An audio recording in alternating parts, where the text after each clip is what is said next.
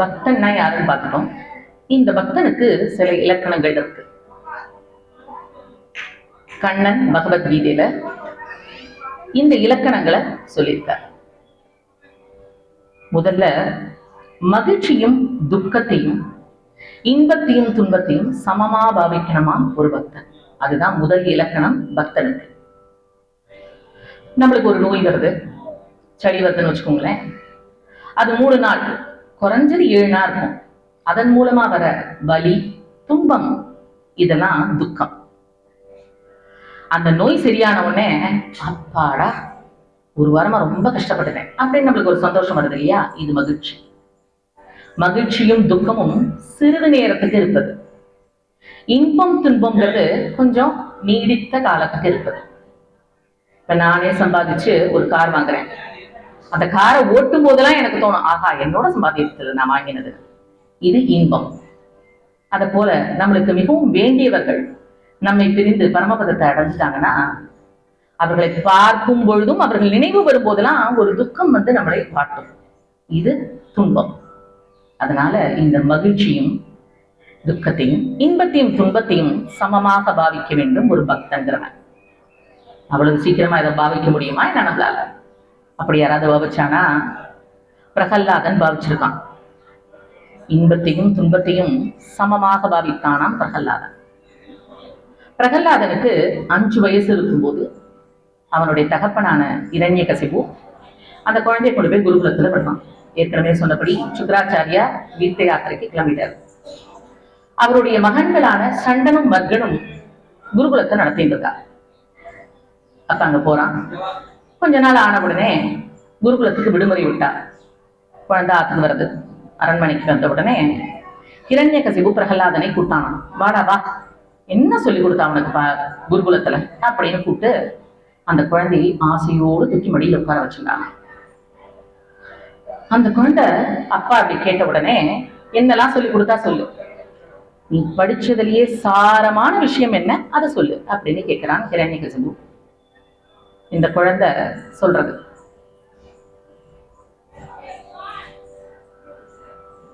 முதல்லப்பா அசத் சங்கமே கூடாதுப்பா அப்படின்னு சொல்றான்.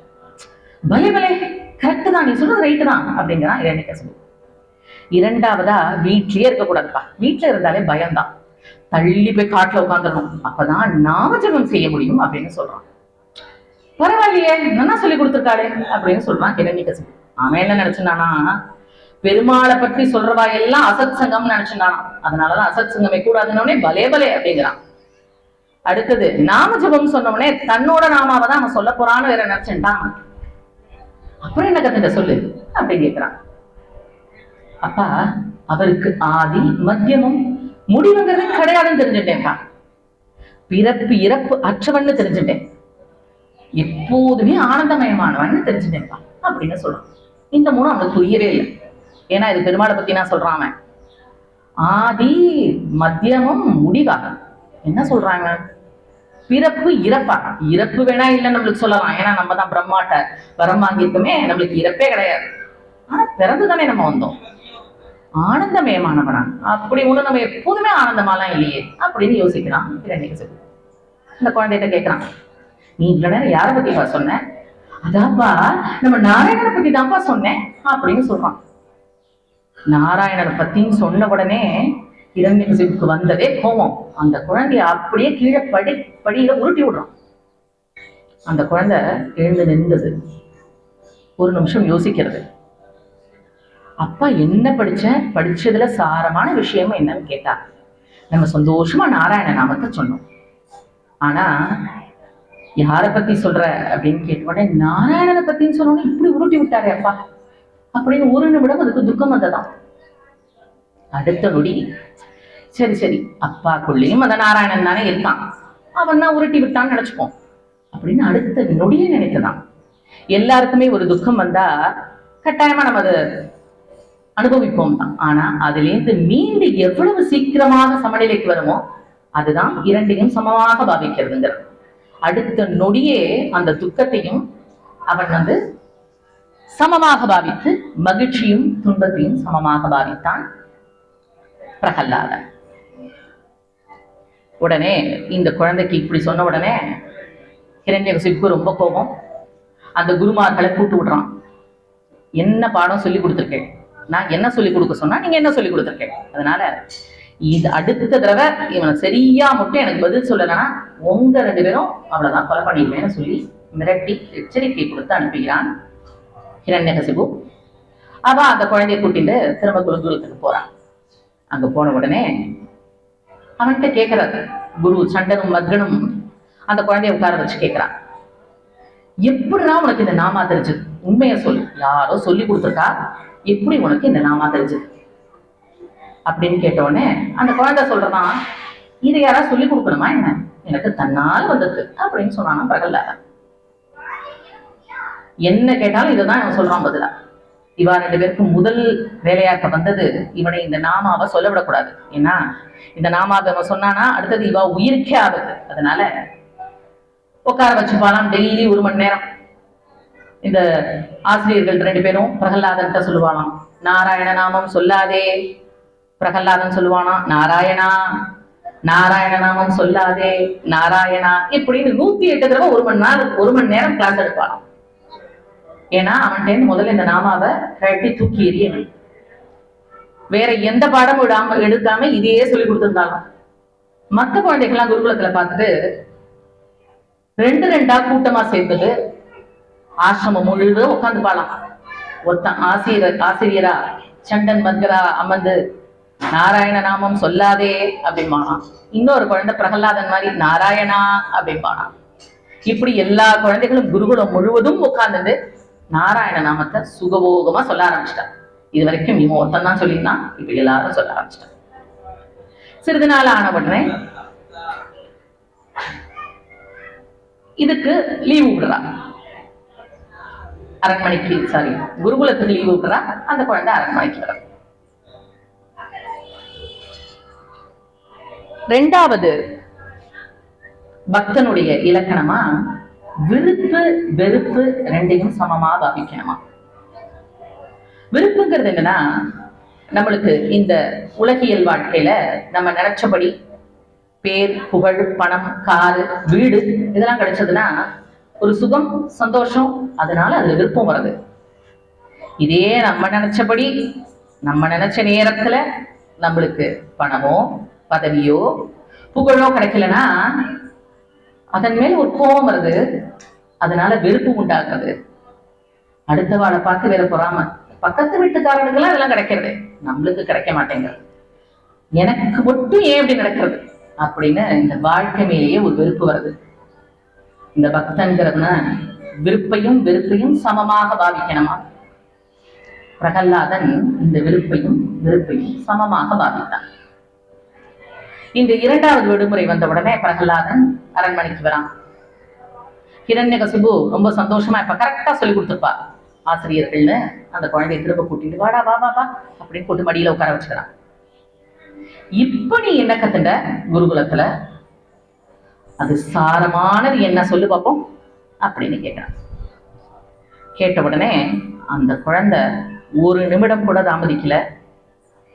அப்பா, ஸ்ரவணம் கீர்த்தனம் விஷ்ணோகோ ஸ்மரணம் பாதசேவனம் மஞ்சனம் வந்தனம் தாஸ்யம் சக்கியம் ஆத்மநிவேதனம் இப்படின்னு 9 விதத்துல பக்தி பண்ணணும்பா. நாராயணனை குறிச்சு இந்த 9 விதத்துல பக்தி பண்ணணும். பண்ணா அவன் நம்மளை ஏத்துப்பாப்பா. அப்படி இல்லைன்னா ஒரே ஒரு தடவையாவது 1 விதத்திலேயாவது அவனை பக்தி பண்ணணும் அப்படின்னு அந்த குழந்தை சொல்றது. இவனுக்கு திரும்ப கோபம் வந்துருது. நேர அந்த ஆசிரியர்களை கூட்டு விடுறோம். நான் உங்களை என்ன சொல்லி கொடுக்க சொன்னா நீங்க என்ன சொல்லி கொடுத்துருக்கீங்க அப்படின்னு கேட்கிறான். அவ 2 பேரும் பயந்து நடுங்கிண்டு, அரசே, ஜென்ம ஜென்மமாக இவன் இந்த நாம சொல்லிட்டு இருக்கணும். ஏன்னா ஹிரண்யகசிபுவின் தம்பியான ஹிரண்யாக்ஷன் இறந்த உடனே இவன் பிரம்மாவை குறித்து தவம் இருந்து தான் நினைச்சபடிலாம் சாகக்கூடாது, அதாவது பகலில் சாகக்கூடாது, இரவில் சாகக்கூடாது, வீட்டுக்குள்ள சாகக்கூடாது, வெளியில சாகக்கூடாது, மிருகங்களால சாகக்கூடாது அப்படின்னு பலவிதமான வரங்களை கேட்டிருக்கான். அதனால அவன் என்ன நினைச்சுட்டான், நம்மளுக்கு இறப்பே கிடையாதுன்னு நினைச்சிட்டான். அதனால அந்த தைரியத்துல 3 உலகத்திலையும் இருக்கிற தேவர்கள் முதல் அனைவரையுமே மிரட்டி நாராயணா யாருமே சொல்லக்கூடாது, ஹிரண்யகசிபு நமக அப்படின்னு சொல்லணும்னு எல்லாரையும் படிக்க வச்சிருக்கான். நெடுங்காலமா எல்லாரும் ஹிரண்யகசிபு நமகன் தான் சொல்றாங்க, யாருமே நாராயணாய் நமகன் சொன்னதே கிடையாது.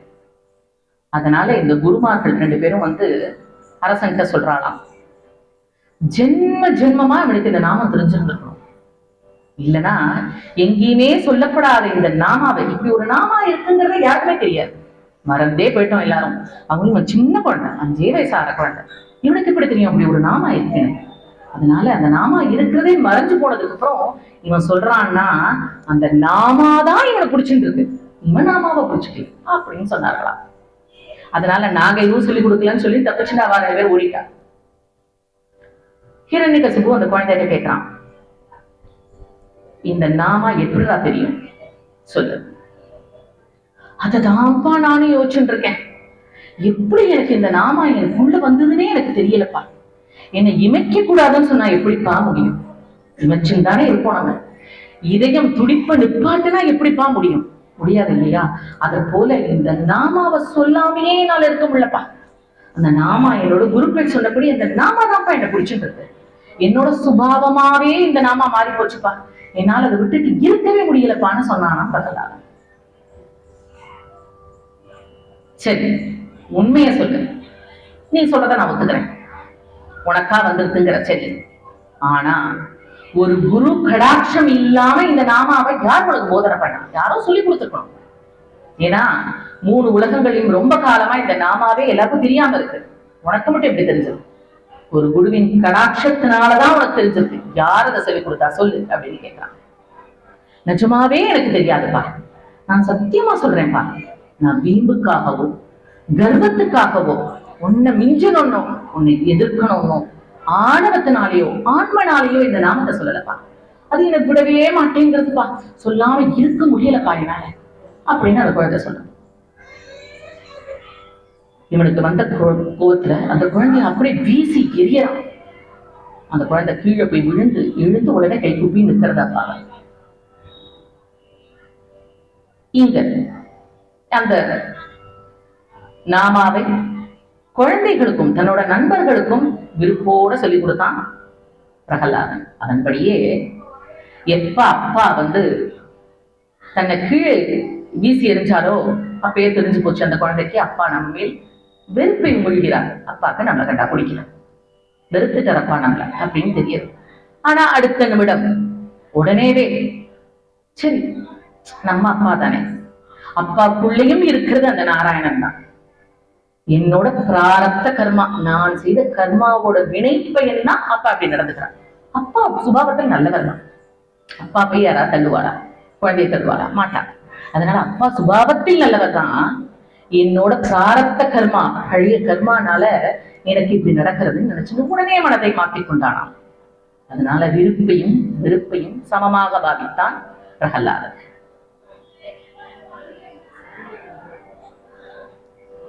ஹிரண்யகசிபுக்கு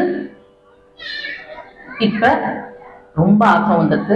உடனே தன்னோட காவலாளிகள் வேலையாட்கள்லாம் கூப்பிட்டு சொல்றான், இந்த குழந்தைய உடனே கொன்னாகணும். எப்ப அவன் எனக்கு என்னோட எதிரி நாமாவ சொல்றான், பொடிப்பைய அப்பாட்டையே பொய் சொல்றான், யாரும் சொல்லிக் கொடுக்கலங்கிறான். அதனால இவன் உயிரோடவே இருக்கக்கூடாது, ஏதாவது செய்து இவனை கொல்லுங்கோ அப்படின்னு ஆணையிடுகிறான் ஹிரண்யகசிபு. இந்த குழந்தை அதை கேட்டுட்டே, எல்லாம் வல்ல நம்ம நாராயணன் நம்மளை எப்படியும் காப்பாத்திடுவான் அப்படிங்கிற நம்பிக்கை அந்த குழந்தைக்கு. இந்த நாராயணன் எப்படி இருப்பான்னு நினைச்சுட்டு கருடன் மேல வருவான்ல, அப்படி வந்துதான் நம்மளை காப்பாத்துவானா இப்படி எல்லாம் நினைச்சுட்டே போகிறது. அந்த கருடன் மீது உலகும் நாராயணனை பத்தி ஒரு பாடலை நாமும் பார்க்கலாம். கருடன் மீதுலவும் சரண கமலமதை மனதினில் இதம் உருவேற்று, கருடன் மீதுலவும் சரண கமலமதை மனதினில் இதம் உருவேற்று, மனதினில் நீதம் உருவேற்று, என் தாபங்கள் தீர்த்திடு தேவா, என் பாவங்கள் நீக்கிடு தேவா, என் தாபங்கள் தீர்த்திடு தேவா, என் பாவங்கள் நீக்கிடு தேவா. மலரை விழி அது கமல மலரை பதம் பிரம்மனும் இந்திரனும் தொழுவார்.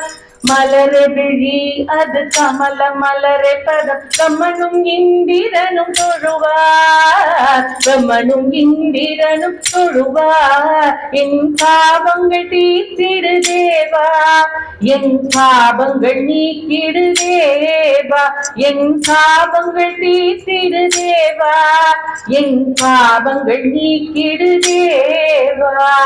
நாகப்படுத்தையனை காமன் தகப்பனே, என் பிறவி பயத்தினை களைவாய். நாகப்படுக்கையனை காமன் தகப்பனே, என் பிறவி பயத்தினை களைவாய், பிறவி பயத்தினை களைவாய். என் பாவங்கள் தீர்த்திடு தேவா, என் பாவங்கள் நீக்கிடு தேவா, என் பாவங்கள் தீர்த்திடு தேவா, என் பாவங்கள் நீக்கிடு தேவா. சங்கு சக்கரம் கொண்டு துஷ்டர் அசுரர் வென்றாய் சர்வலோகம் முன்னடியில். சங்கு சக்கரம் கொண்டு துஷ்டர் அசுரர் வென்றாய் சர்வலோகம் முன்னடியில், சர்வலோகம் முன்னடியில். என் பாவங்கள் தீர்த்திடு தேவா, என் பாவங்கள் நீக்கிடு தேவா, என் பாவங்கள் தீர்த்திடு தேவா, என் பாவங்கள் நீக்கிடு தேவா. நற்குண வடிவமே நிர்கதி தெய்வமே, தேவரின் பகை அறுத்தவனே. நற்குண வடிவமே நிர்கதி தெய்வமே, தேவரின் பகை அறுத்தவனே, தேவரின் பகை அறுத்தவனே. என் பாவங்கள் தீர்த்திடு தேவா, என் பாவங்கள் நீக்கிடு தேவா, என் பாவங்கள் தீர்த்திடு தேவா, என் பாவங்கள் நீக்கிடு தேவா. கருணை மிகுந்து வா முதல்மை பக்தனா, பாரதி தீர்த்தனை காக்க. கருணை மிகுந்து வா முதல்மை பக்தனா, பாரதி தீர்த்தனை காக்க, பாரதி தீர்த்தனை காக்க. என் பாவங்கள் தீர்த்திடு தேவா, என் பாவங்கள் நீக்கிடு தேவா, என் பாவங்கள் தீர்த்திடு தேவா, என் பாவங்கள் நீக்கிடு தேவா.